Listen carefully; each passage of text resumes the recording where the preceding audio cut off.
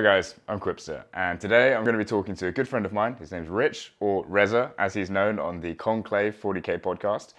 And we're going to be talking about both of our experiences having a chronic illness and doing the hobby. I should do an intro. Hello everyone. I am Quipster. Welcome to the second segment of I've done. Thank you, Paul, for having me on Forge the Narrative. Today I've got with me Rezza. Rezza, how are you doing? I am great. Thank you for having me. So just earlier we were just talking about Forged in Fire, which is all about like making weapons. I love that kind of stuff. Yeah, I just found it on YouTube, and then I'm like addicted to it now. It's just so cool how they get given challenges to make these like crazy swords out of basically scrap metal, and it's just amazing. I want to like a dream would be to make my own sword now. Oh my god, yeah. Have you seen the one they did where they made the Spear of Alfarius? No, I've seen the one where they've made General Patton's sword. They've done one where cool. they've made a like a Roman, and a Greek style sword. They also made. I think they tried to make. I think it was made Achilles. No, they've made Excalibur. What would be Excalibur, which is also cool. I've watched too much of it now. That's so cool. We've got such a massive tangent already. I haven't even started. But yeah, so like one thing I've like always wanted to talk to you about, and it's something that's quite close to me as well, is do you want to take everyone through how you got started in the hobby? Because we both sort of went through like a chronic illness journey, and that's been sort of the crux of us getting back in the hobby. So do you want to explain to everyone like what happened to you? Yeah, it's quite interesting because I'm quite different. I would say I'm brand new into the hobby. I started the hobby when I was like 26. Never really done it before. The previous like venture, the closest I got was playing Dawn of War as a kid because I'm a big gamer. But when I got diagnosed with a chronic illness in 2018, my doctor, with chronic illnesses, a lot of it's dealt with stress. Stress is a big amplifier of your symptoms, and a way of dealing with it is finding a way to relax and zen and chill. And a coping mechanism for a lot of people is painting. And I'm not here the kind of person who's going to sit and paint a picture of, I don't know, Spider-Man on my wall. I'm going to... that sounds awesome. It would be pretty cool. But then randomly on YouTube, I don't know why, like a Games Workshop just had an advert come up just about their models or something. And I was like, I remember those. I always used to go past the Games Workshop, think they were really cool. So I bought a starter box that came with some paints, and I painted an intercessor. And then, lo and behold, I enjoyed it. I thought it was quite cool. I watched some tutorials, learned what edge highlighting meant, and then did it terribly. Then bought a Redemptor Dreadnought because they're cool. I never even realised that suddenly the Space Marines were twice the size as I remembered them. And then eventually, like more stuff I watched on YouTube, and now I've got probably well over 10,000 points of Space Marines, probably 2,000 points of Necrons, and I know nearly 500 points of Grey Knights. It's all just been gone absolutely mental. And and the same Space Marines, I painted them twice because I started off with Ultramarines, and now I've got my own Blood Angel successor. So it's just gone absolutely mental. But yeah. I love it. It's so easy to fall into this hobby and fall in hard. Yes, my bank account was shocked. It was funny as well, like, because I remember I first met you through the DZTV Discord, and I remember us chatting on there, and I just happened to mention, like, oh, is anyone going to, there's a tournament in London called the Fun and Fluff Tournament, and I was like, oh, is anyone else going? And you were just like, I could go, and we DM'd about that, and I was just like, oh yeah, man, I'll see you there. I remember seeing you there, and I had no idea you'd played like one game before in your life. No, I played 2 or 3 games, but all of them were against my local GW manager. So, like the first time I faced Necrons was my first ever game. So my 4th ever game was against Necrons, who all just teleported in front of me first turn. I was like, oh, this is interesting, and then I just got my face blown apart. But I did come out that tournament winning more than I lost. 3 wins, 2 losses. But then I had to say a lot of that probably was that Space Marines were in a good place at the time. More than me knowing what I'm doing. Although I do take gaming pretty seriously, and I'm a competitive gamer, or have been in the past. So, I'd say 50% the army, 50% me just being an absolute nutcase who doesn't like losing. Genius. Yeah, let's go with that. Excellent. I love how, like, I remember you telling me when you first got into the hobby, like, you painted Ultramarines because you were just like, oh, I didn't know they came in other colors. Yeah, so I'm not saying the most like imaginative. Well, I say that, and then now I've like painted a whole army of like a custom army. I say everybody has some Yeah, exactly. element of imagination about them, but yeah, like the box you buy, it is just an Ultramarines Intercessor with the gold trim and everything. And so I was like, I'll just paint it that. And Ultramarines are cool. I still am a big fan of them. I mean, I just bought the Euro Adventures novel and read half the book in a day. Oh wow. Yeah, and I'm so excited to paint the miniature. I'm just waiting for War Hipster to put up his tutorial, so I know what I'm doing. But yeah, so that's just why I painted them, because it was like they came. That's what they came like, and I was like, okay, I'll just give that a go. And it's just so easy to find a tutorial of how to do it, and the box you came with like a sheet going, this is how you do it. So yeah, it was, it's like they're the poster boys. Yeah, and like it's an interesting thing as well. Like, what prompted you to move from Ultramarines? Because like I know you were reading a lot at the time to do with like the Plague War and Dark Imperium, and like I know Gilliman's like one of your favorite Primarchs, right?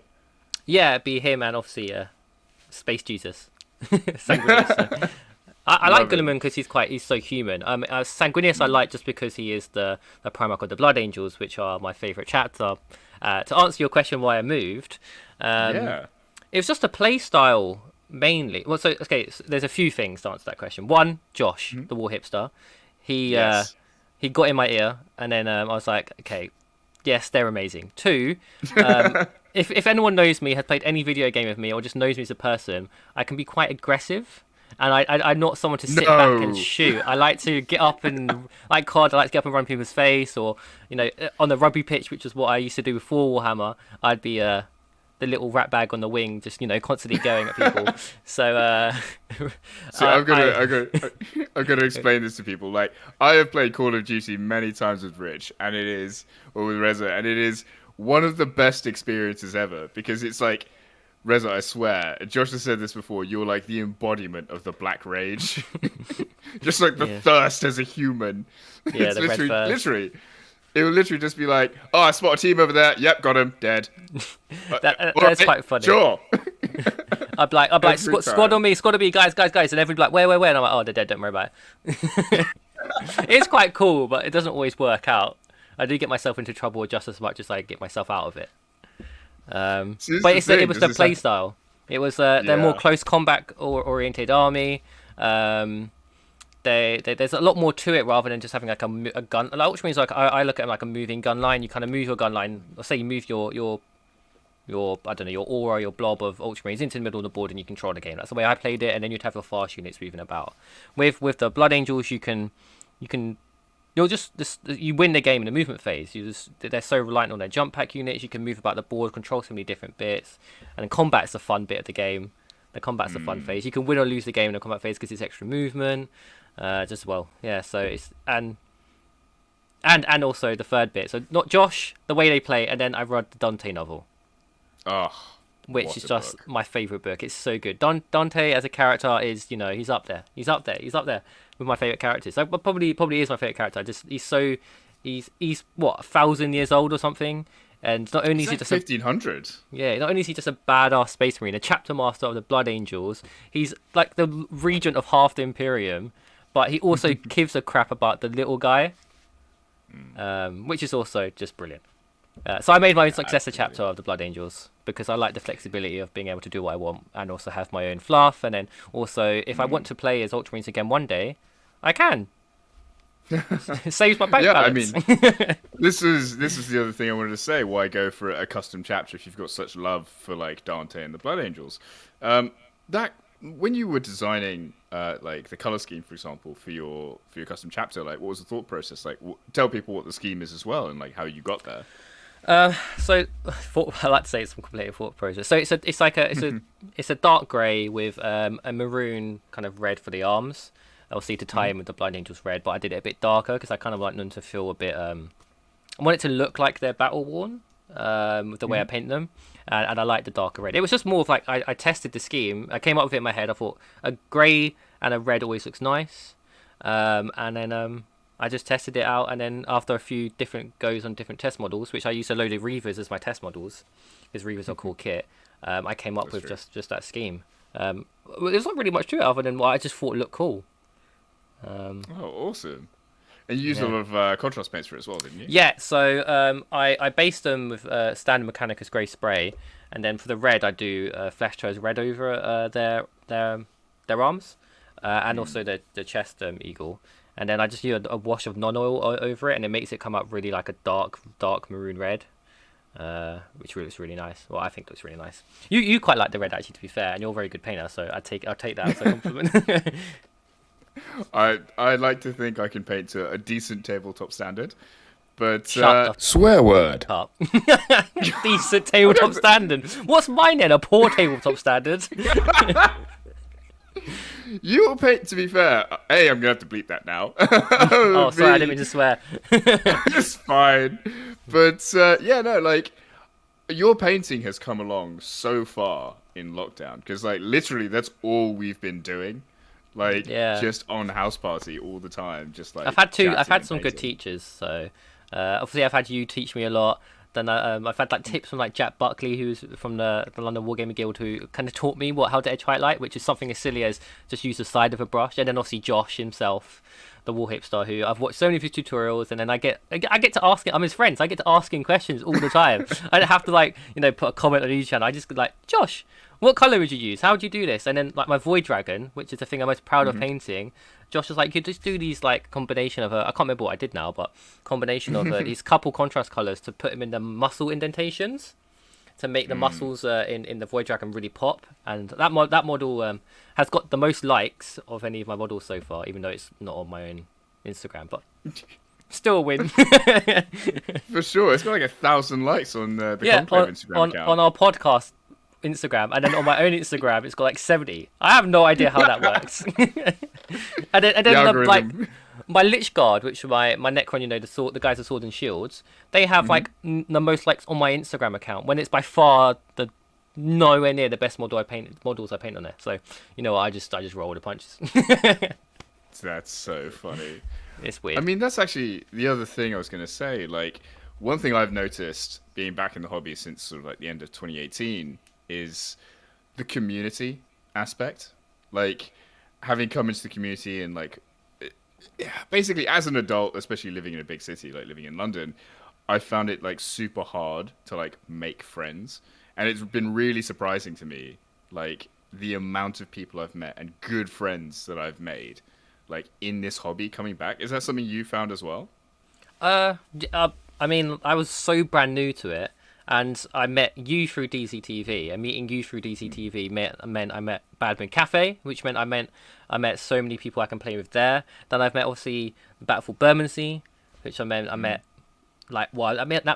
Adam, Ed, and all the other guys. But then Adam and Ed and you and Josh, we've made a Conclave podcast with, who are all really close friends, and that's like what I think is our most unique point about the Conclave, is that we're just a group of mates chatting. I was going to swear, chatting nonsense about Warhammer. But yeah, it's crazy. It's a whole new like group of social. It's a whole new group of friends I didn't even think existed. And it all started with just saying hello, you saying hello to me on DCTV, and then going to a tournament, and then lo and behold, I now play COD every day with all of you and paint Warhammer with you all day and talk Warhammer all day. It's amazing, and it's so supportive, and it's such a good community, and Warhammer as a whole really helped me with it's helped me manage my chronic illness better, which is just a journey on its own anyway, because it's always ups and downs, but it's quite wholesome. Absolutely. I mean, it's the same thing with me. Like, I originally got back into the hobby when I was suffering with a lot of chronic illness stuff, because I don't know if anyone knows this out there, I have a condition called ulcerative colitis, which is a chronic bowel condition. And that means that there were just like long periods of time where I just couldn't leave the house. And so I sort of remembered like, oh, I used to play Warhammer. I can do painting again. And I sort of did that. And then it just spiraled wildly out of control. It's funny. It's like well, I've got stomach conditions as well, which obviously with stress, it'll go and goes to the gut. So being able to do that kind of thing when you're not feeling well enough to maybe leave your home, or you're in pain, or you're feeling nauseous or whatever. I won't list my chronic conditions because I've got 4, and it's just been here for 20 minutes going through words that people won't understand, because I don't think my doctors even understand them. It's not a competition. I've only got 1. You've got 4. Yeah, we both have missing organs as well. Yeah, literally. This is why it's been nice to like have a chronic illness buddy in the group as well. This is like totally irrelevant. Like no one else listening to this is going to. It might be nice. It might be nice for us, but when the other lot have to listen to our bowel movements, let's say, it's not as pleasant for them. Like today, I woke up vomiting, guys. Oh, that's lovely. Yeah, thanks for letting me know, Richard. And Alex is like, yeah, I know what you mean. Yeah, and the rest of the guys are just like, I just want to paint Space Marines. I don't want to hear about your insides today. It helps when they're painting Death Guard. Yeah, true. Inspiration for them there. Actually, saying this, I was speaking to, I'm name dropping now. I was speaking to Winters the other day. Name And, drop.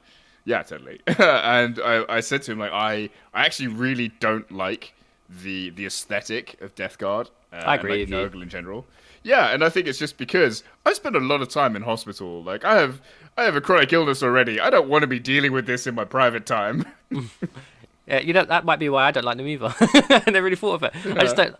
I like the clean look. Or I say clean, and you look at what I paint my models. But no, actually no. My Blade Guard look clean as. But Oh, dude, let's talk about Blade Guard for a second. yes, Like, that kit is astounding. I've got 9 on my work desk. Of stuff I'm That's painting just for not the moment. fair. Yeah, like I know. Oh yeah, especially because of what I've done with you. I've got one with 2 swords. I mean, come on, 2 swords. They're just That such a is cool cool. kit, and the multi-part kit they brought out. I know, was it a few weeks ago? I've got 9 unique poses out of them. So amazing. I mean, that's 3 boxes, but you know, you'd think probably get. Oh no, guess where you convert models, but they just look amazing. They're amazing on the tabletop. They're cool. They smash up custody to terminators as Blood Angels really easily. Don't you even start, man. In They're fact, just beautiful do you want to models. go through what happened with everyone? Judicia said, "No, Terminators, you will not fight first. My Blade Guard will fight first." And then what was it? A squad of 8, and you only had like 2 left. Afterwards? God. Yeah, so we were playing, and it was my Custodies versus Rich's. What's your chapter called? I forget. How do you forget the Forlorn Angels? I played with Blood, so they're Blood Angels, but yeah. Yeah. So Blood Angels versus Custodies. That's going to be a big fight in the middle. It always is. And I was doing quite well because I'd picked my targets quite well. But I'd never faced a Judicia before. And I was like, how important is their ability really? Yeah, turns out it's really important. My Terminators are just kind of swathed through the Blood Angels. And all of a sudden I was like, right, and now I'm going to attack the Blade Guard. And Rich just goes, no, you're not. I was like, what? And yeah, they fought last, and they almost got wiped out. And I think I only won that game by a single point. Yeah, you won by a single point. Yeah. That's the first time you beat me as well, actually. No, but it was you know what? The close games like that, playing against your mate, are the best games. Absolutely. And I mean, it probably doesn't help I'm the most competitive person in the world, but yeah, you won. I mean, talking about being competitive, like with the upcoming competitive season, like after, because in Britain at the moment, lockdown is sort of said to end by the government on June the 31st, I think, or 21st. Something like that. I'm Yeah, waiting to get the jab, and then I'll think about all that. Yeah, literally. But say once you've got both your doses of the vaccine, and after June 21st, how into the competitive scene do you think you'll get? What do you want to go to a lot of competitions? Yeah, I want to play as many as I can. It's a shame that I don't really feel like there's a lot that happens in London. Well, maybe I guess they do. Sometimes it can be hard to get tickets to them.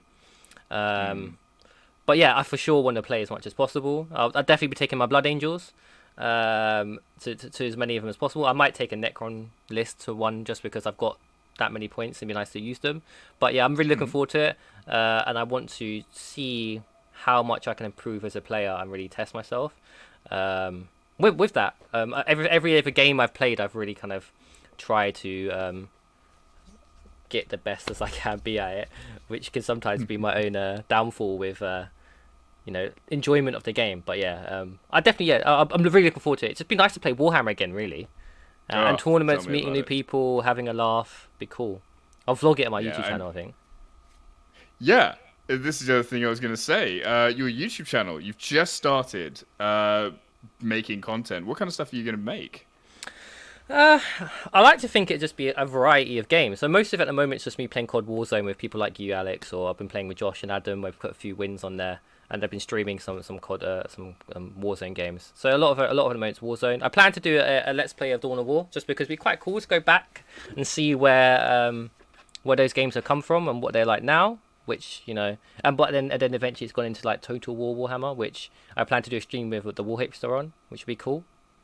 And then when Total War Warhammer 3 comes out, I'll just be doing a lot of that. Amazing. Yeah, it should be cool. Hopefully they'll release some more 40k games. I know there's that like story mode. What if it's called Dark? I can't remember what it's called now. It's like this a story mode Imperium? one. No, I have no idea. I forgot it's called. But you play as a squad of 4 people and you kind of running through a storyline. I think you're fighting like cultists and things. But like there's a big the ogre. Yes. Yeah, I can't remember what it's called. Yeah, it's like Left 4 Dead, but Warhammer. Yeah, it'll be. I'll plan to do a stream with that and get as many of us as possible. That'd be quite cool. Amazing. And I think that's all we have time for the moment. Rezza, where can people find you on the internet? They can find me on YouTube under Rezza Prime. They can find me on Instagram under Rezza Prime, and you can also hear more from me and from Alex and everybody else on the Conclave 40k, which is on Instagram and on YouTube. Fantastic. I am Quipster, and I am on YouTube and Instagram at Quipster Nerd. And yes, I am also one of the hosts of the Conclave 40k podcast. Thanks everyone for listening, and we'll see you guys in the next one. Bye.